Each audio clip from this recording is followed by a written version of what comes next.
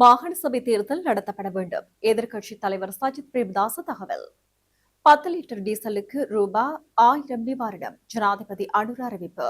இலங்கையில் களமிறங்கிய அமெரிக்க புலனாய்வு குழு. பொரளை இரட்டை கொலை, வெளிநாட்டுக்கு தப்பியோடியவர் கைது. அவதானத்துடன் செயற்படவும். அடுத்த 24 மணித்தியாலங்களுக்கு விடுக்கப்பட்டுள்ள வெள்ள அபாய எச்சரிக்கை. சீனாவில் வெடித்து சிதறிய நிலக்கரி சுரங்கம், 82 பேர் உயிரிழப்பு. வணக்கம், இது யூரோப் தமிழின் இரவு நேர பிரதான செய்திகள். செய்திகளுடன் இணைந்திருக்கும் நான் ஓமிகா சாந்தகுமார்.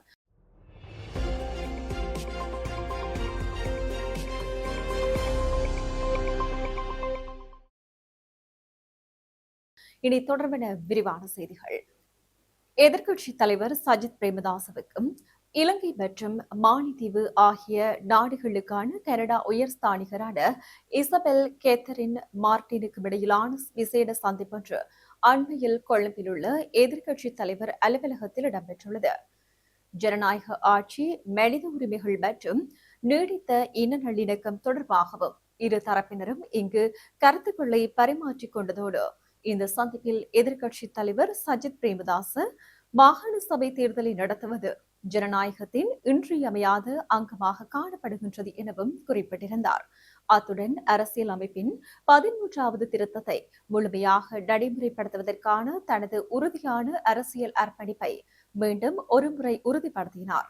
அத்துடன் இந்த இருதரப்பு சந்திப்பின் போதும் எதிர்க்கட்சித் தலைவர் சஜித் பிரேமதாசவும் உயர்ஸ்தானிகர் இசபெல் மார்டினும் இலங்கை எதிர்கொள்ளும் பேரிட பொருளாதார சவால்கள் குறித்தும் டிட்வா சூறாவளியினால் ஏற்பட்ட பேரழிவுக்கு பின்னர் நாட்டை பாதித்த சமூக பொருளாதார சவால்கள் தொடர்பிலும் இங்கு விரிவாக கலந்துரையாடினர்.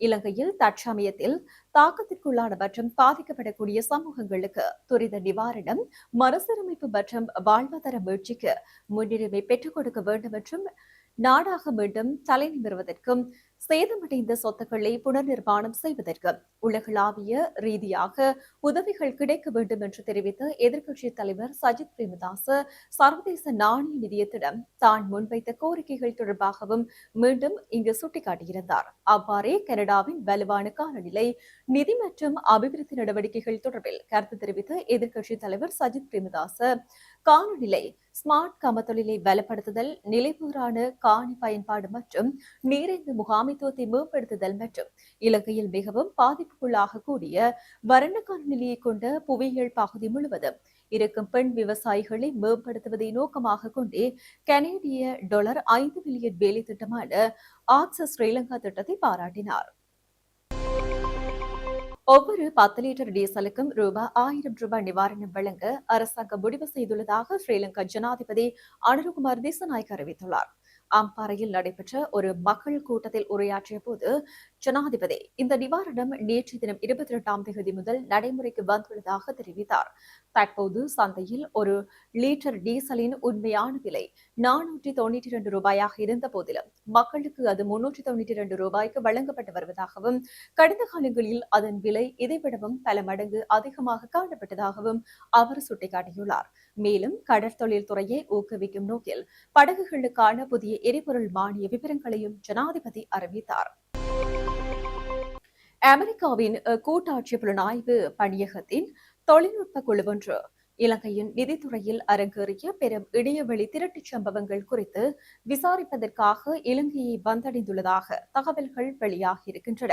இந்த நிலையில் இலங்கை திரைசேரி நிதியிலிருந்து திருடப்பட்ட $2.5 பில்லியன் அமெரிக்க மற்றும் அமெரிக்க அஞ்சல் அதிகாரிகளுக்கு செலுத்தப்படவிருந்த $6,25,000 நிதி மோசடி ஆகிய 2 பிரதான சம்பவங்கள் தொடர்பாக உள்ளூர் அதிகாரிகளுக்கு பக்கபலமாக நின்று புலனாய்வு செய்யவே இந்த துரித நடவடிக்கை எடுக்கப்பட்டுள்ளதாக தெரிவிக்கப்படுகிறது. திருடப்பட்ட பணம் அமெரிக்க நிதி அமைப்புகளினூடாக கடத்தப்பட்டு அந்த நாட்டின் 2 வெவ்வேறு மாநிலங்களில் உள்ள பல வங்கிக் கணக்குகளுக்கு மாற்றப்பட்டிருப்பது ஆரம்பகட்ட தடமறைத்தலில் வெளிச்சத்துக்கு வந்துள்ளது. இதன்படி தற்போது இலங்கையில் உள்ள அமெரிக்க தூதரக வளாகத்திற்குள் இலங்கையின் குற்றப்புலனாய்வு திணைக்களம் உயர் அதிகாரிகளுக்கும் FBI பிரதிநிதிகளுக்கும் இடையில் பல சுற்று விரிவான உயர்மட்ட பேச்சுவார்த்தைகள் வெற்றிகரமாக நடந்து முடிந்துள்ளதாக கூறப்படுகிறது. தற்போது களத்தில் இறங்கியுள்ள 2 நாட்டு புலனாய்வு குழுக்களும் இணைந்து திருடப்பட்ட நிதியின் டிஜிட்டல் தடயங்களை மிக துல்லியமாக ஆராய்ந்து வருவதாக தெரிய வருகிறது. இந்த $2.5 பில்லியன் மாயமான சம்பவத்தின் பின்னணியில் உள்ள ஹேக்கர்களை மறைப்பதற்காக பயன்படுத்தப்பட்ட ஒரு போலி நிறுவனம் ஏற்கனவே அடையாளம் காணப்பட்டதாகவும் குறிப்பிடப்படுகிறது. அதன்போது இணையவழி வணிக பதிவு சேவைகளில் ஈடுபடுவதாக காட்டிக் கொண்டுள்ள பீஸ் சொல்யூன்ஸ் என்ற இந்த மூன்றாம் தரப்பு நிறுவனம் அமெரிக்காவின் டெலாவேர் மாநிலத்தில் பதிவு செய்யப்பட்டுள்ளமை கண்டுபிடிக்கப்பட்டுள்ளது. இலங்கையின் வெளிநாட்டு வளங்கள் திணைக்களத்தின் அதிகாரப்பூர்வ மின்னஞ்சல் தொடர்பு வழிகளை சட்டவிரோதமாக ஊடுருவிய ஹேக்கர்கள் இந்த மோசடியை செய்துள்ளனர். ஆஸ்திரேலியாவுக்கு செலுத்தப்படவிருந்த 22.9 மில்லியன் டாலர் இருதரப்பு கடன் மறுசெலுத்துகை நிதியத்தை இலக்கு வைத்து இந்த தாக்குதல் நடத்தப்பட்டுள்ளது. இந்த நிலையில் சம்பந்தப்பட்ட விவகாரத்துடன் தொடர்புடைய அமெரிக்காவில் வசிக்கும் சந்தேக நபர்களுக்கு எதிராக கடுமையான சட்ட நடவடிக்கை எடுக்கவும் இலங்கைக்கு முழுமையான ஒத்துழைப்பை வழங்கவும் அமெரிக்க அதிகாரிகள் உறுதியளித்துள்ளனர். கொழும்பு பொரளை போலீஸ் பிரிவிற்குட்பட்ட சிறிசர உயன அடுக்குமாடி குடியிருப்பு அறையில் இடம்பெற்ற இரட்டை கொள்ளை சம்பவம் தொடர்பில் தேடப்பட்டு வந்த பிரதான சந்தேக நபர் கைது செய்யப்பட்டுள்ளார். கடந்த 2025 ஆகஸ்ட் 7ஆம் தேதி மோட்டார் சைக்கிளில் வந்த இனம் தெரியாத இரு துப்பாக்கிதாரிகளால் நடாத்தப்பட்ட துப்பாக்கிச் சூட்டில் இருவர் உயிரிழந்ததுடன் மேலும் 3 காயமடைந்திருந்தனர்.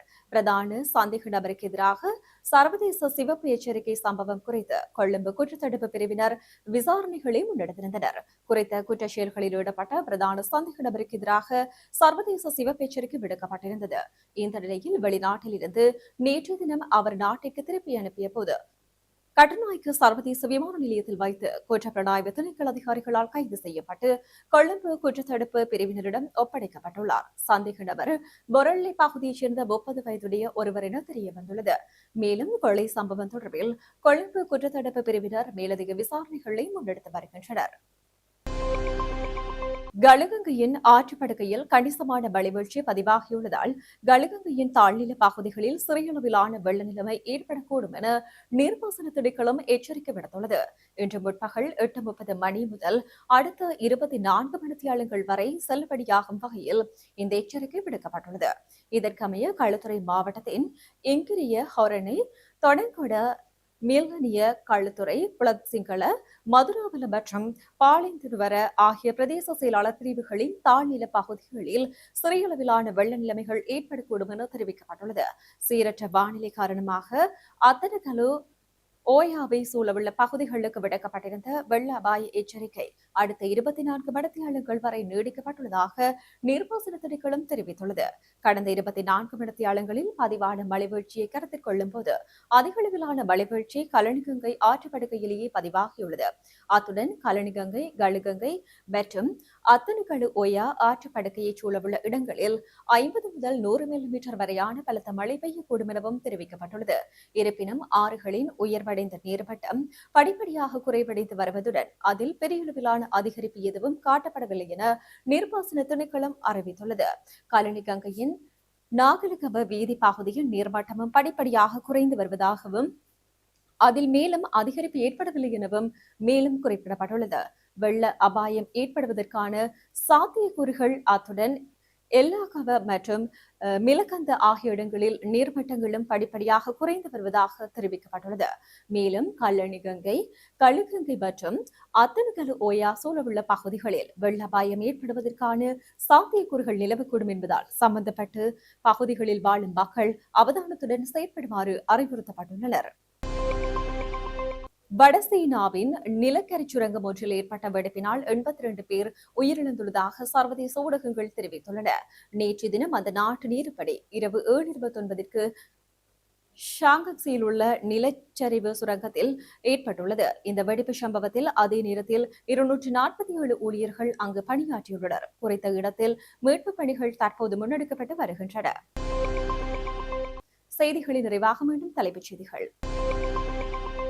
மாகாண சபை தேர்தல் நடத்தப்பட வேண்டும். எதிர்க்கட்சித் தலைவர் சஜித் பிரேமதாச தகவல்.